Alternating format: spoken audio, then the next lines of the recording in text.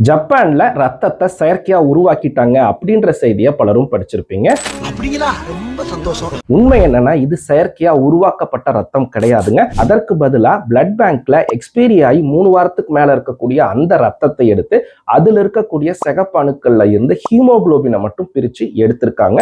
இந்த ஹீமோகுளோபினுக்கு மேல கொழுப்பு போர்வைன்னு சொல்லக்கூடிய லிப்பிட் ஷெல் அப்படின்ற அந்த கேப்சூல் லேயரை பொருத்தி விட்டுருக்காங்க. அதுக்கப்புறம் இதை எடுத்து டிரான்ஸ்ஃபியூஷனுக்கு பயன்படுத்தியிருக்காங்க.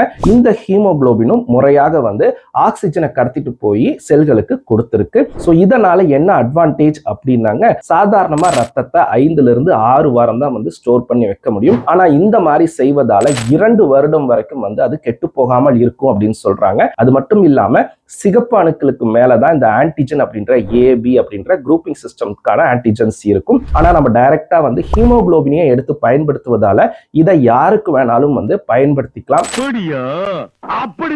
எந்த ஒரு அந்த ஆன்டிஜன் ஆன்டிபாடி ரியாக்ஷனும் ஏற்பட சான்சஸ் குறைவு அப்படின்ற மாதிரி சொல்றாங்க. 2022ல இந்த ஆராய்ச்சியின் ஆரம்பத்துல ஒரு சிலருக்கு லேசான சைடு எஃபெக்ட்ஸ் இருந்திருக்கு. ஆனா அதுவாவே சரியாயிருக்கு அப்படின்னு சொல்றாங்க.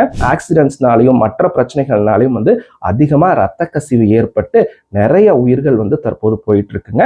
சோ அதை தவிர்ப்பதற்கு இது பயன்பாட்டுக்கு வந்துச்சு அப்படின்னா ரொம்பவே ஹெல்ப்ஃபுல்லாக இருக்கும்.